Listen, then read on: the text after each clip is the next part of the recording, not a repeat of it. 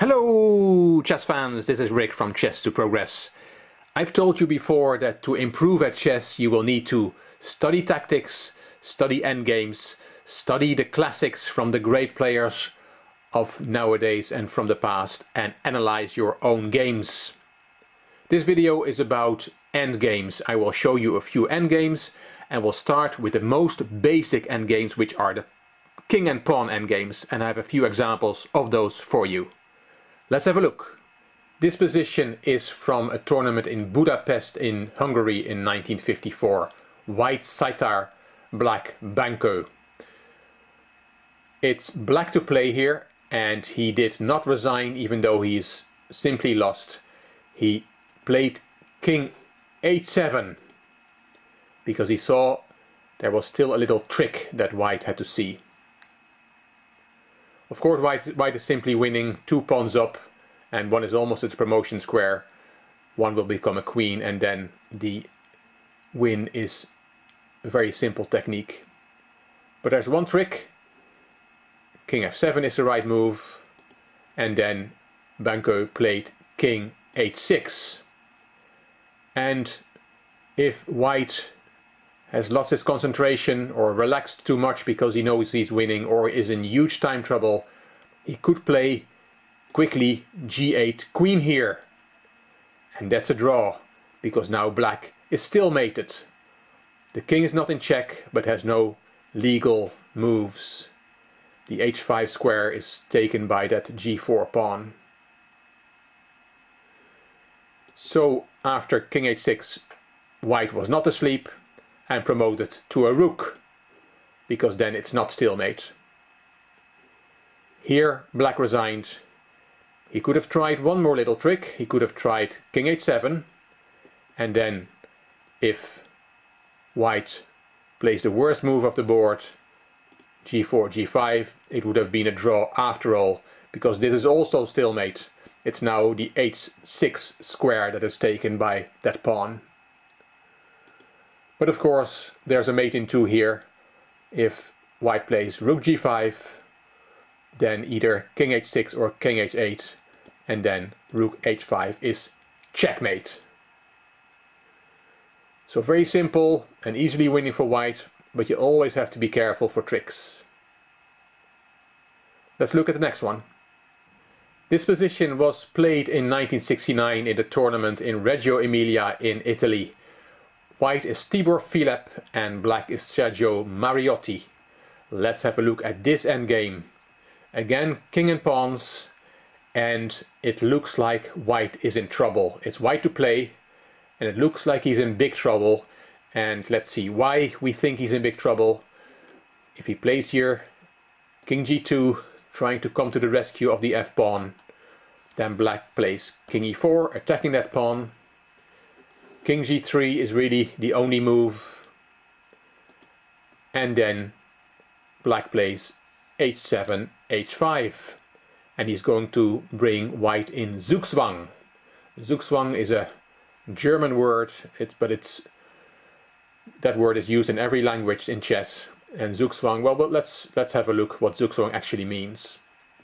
If white plays h2, h4 here, then black has king e3, and now white is in Zugzwang. If white was allowed to not play a move, then this position would be a draw. But he's not allowed to not make a move, he has to make a move, and the only move that makes sense is with the king. If he plays the pawn, that simply gets taken. And if he moves the king, then he has to give up that protection of the f4 pawn. So white will win that pawn. Well, let's have a look. For example, king g2, king takes f4, king h3 hanging on for dear life, king f3, and again white is in Zugzwang. He has to make a move with the king. The only legal move, by the way, is king h2, and then there is king g4, and the poor white player is losing his second pawn as well. King g2, king takes h4, and this is simply winning with those 2 extra pawns for black. Black played that very nicely, bringing white into a Zugzwang position and picking up both pawns. But let's go back. Let's go back to the position after h7, h5 from black. Is there nothing else white can do? Well, there is. He actually can achieve a draw. He can play h2, h3. In the previous variation we looked at h2, h4. And this move actually guarantees him a draw based on a wonderful trick.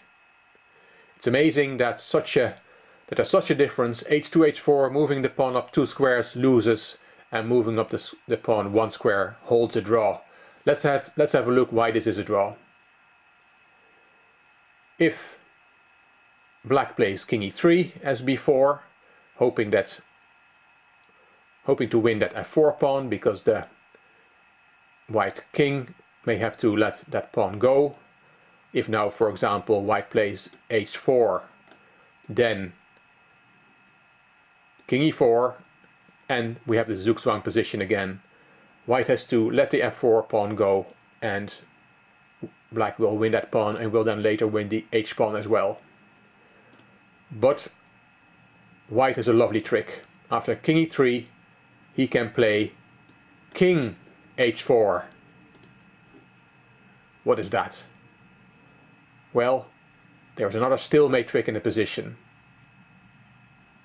If black takes that pawn on f4, it's suddenly stalemate. The king has gone in front of his own pawn, so that pawn can't move, and the white king has no legal moves either.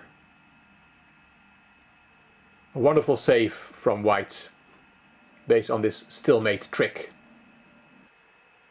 So another example. It looked all very simple, only 2 pawns each, but you can see how many subtleties there are and how many tricks there are still possible even with very little material on the board.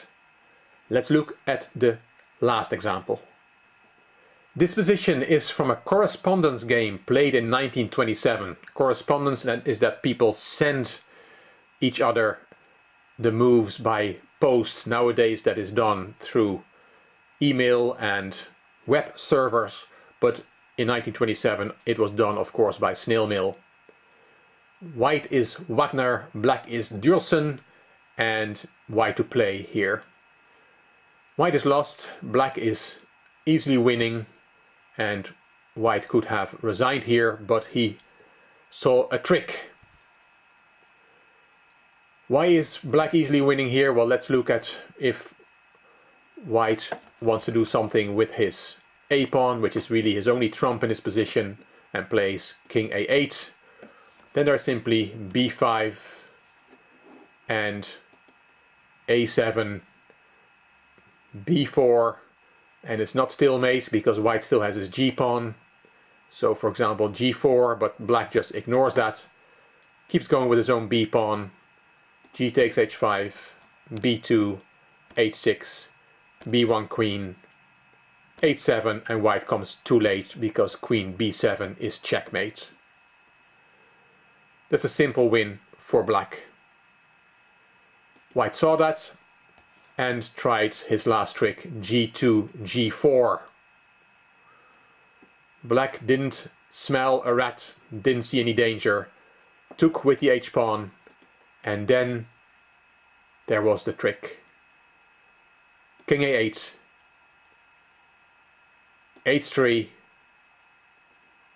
a7, h2, and stalemate. And there's nothing that black could have done against that. If after h6, h7 he tries to avoid the stalemate by, for example, playing king d6, then there is king b8, h2, a8 queen, and in this position it's actually white who wins because the queen is controlling the h1 square. So that would have been a total disaster for black. How could black have won anyway after g2, g4? H takes g4 is not the right option.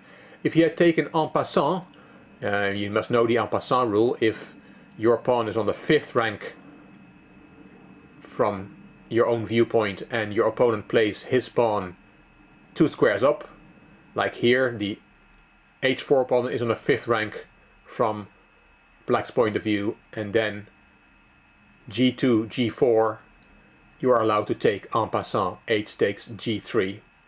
That would still have won for black. Let's look at the variation. He tries to stalemate again with white, king a8, g2, a7, and now king d6 does win to avoid the stalemate trap. King b7, g1 queen, a8 queen, and you can swap the queens. Queen g2 check, king b8, queen takes a8, king takes a8, and now one of the pawns, or both pawns, will promote to queen and black wins. So with the en passant move, black is one move quicker than taking with the h5 pawn, and that will bring him victory. There's one last beautiful variation I have to show you here. If after g2, g4, black decides not to take the pawn at all, but play the h pawn up straight away, h3, then g5, h2, g6, and if you now promote to a queen, then there is g7, and you want to stop that pawn, so for example queen d5, but now white promotes, and if you take that pawn, we have another stalemate position, so that's a draw. So to avoid that, let's go back again. Black had just played h4, h3, g5, h2, g6. We just saw that promoting to a queen leads to a stalemate, so you have to promote here to a bishop. Wonderful. In the first example in this video we saw a pawn promote to a rook. Here, to win, black has to promote to a bishop. And why is that? Because of g7, we have to stop that pawn, bishop d5, g8 queen, and now bishop takes g8, and it's not stalemate.